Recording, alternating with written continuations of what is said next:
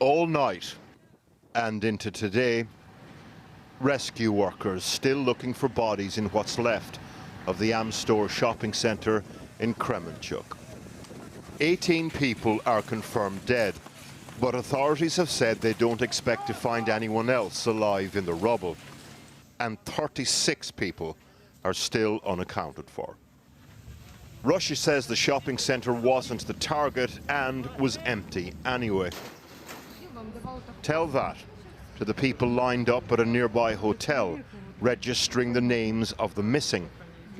Or to Ludmila and her husband Mikola, who were shopping at an electronics store inside when the missiles hit. І по тілу б'є, щось б'є, осколки це чи що це падає, все просто розриває щось.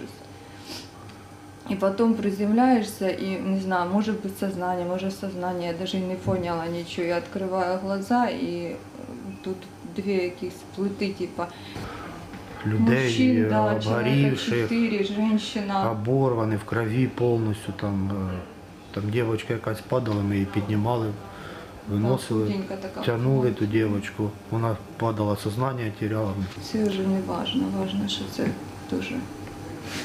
дуже страшно. Хай дівчата з Польщі з дітками, хай ніхто не вертається, не треба. Хай остаються в якоїсь безпечності. More details are emerging about exactly what happened yesterday. There were, for example, more than one missile. Kremmenchuk in the Poltava region is in central Ukraine on the banks of the river Dnipro. The Amstor shopping centre is not far from the Kredmash industrial complex, which appears to have been the target of some of the missiles fired. One of the reasons we know this, CCTV around this reservoir and park captured the strike as it hit the plant next door. Just before 4 p.m, people react to one strike some distance away, perhaps the shopping centre. Seconds later, an explosion much closer at the plant.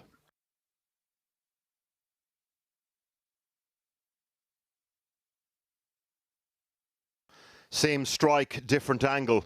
Debris in the shadow of a plume of smoke moves over the water. At this angle, a person reacts to one explosion, tries to protect a child, then another.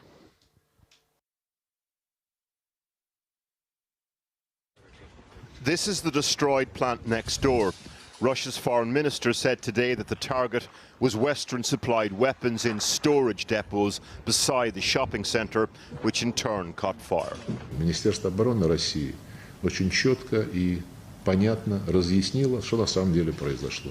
Бомбили ангар, куда прибыло американское и европейское оружие и боеприпасы. We do not know whether weaponry was being stored nearby or not. We do know that the shopping centre itself took a direct hit. Multiple witnesses testify to that. According to the Pentagon, there have been over 60 Russian missile attacks in Ukraine in the last 4 days. Part of the reason, retaliation against sophisticated American-supplied rocket systems, HIMARS, which are starting to make a difference on the battlefield. These pictures, released a few days ago, show Ukrainian forces using them.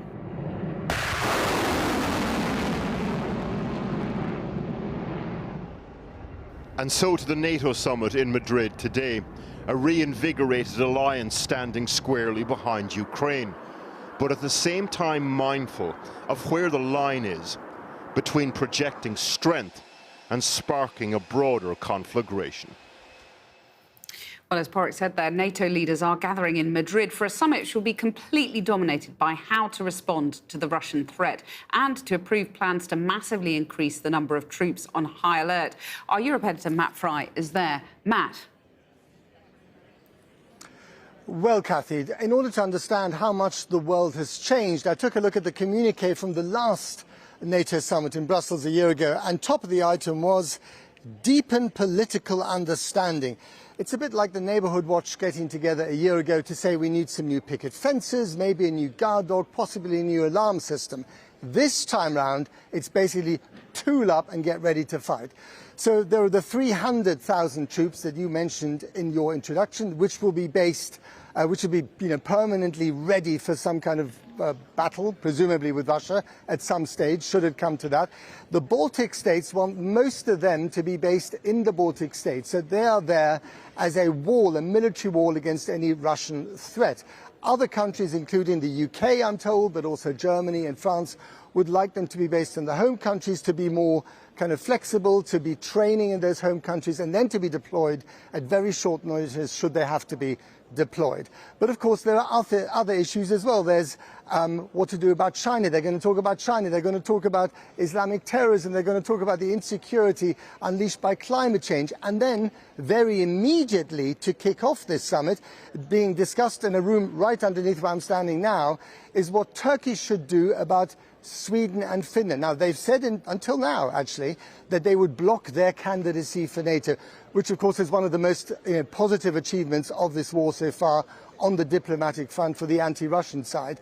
We're being told that there's a buzz downstairs that Turkish veto against Finland and Sweden might be lifted to kick off the summit. If that indeed were to be the case, that would be a really big deal, that this community, this military community, as you said, the mightiest military alliance in history, is indeed united, has two very important new members, lengthens the front line between NATO and Russia, but at the same time, get ready to much higher military spending for the foreseeable future. This summit here represents the new normal that we are all going to be living in, and it's going to cost us a lot of money.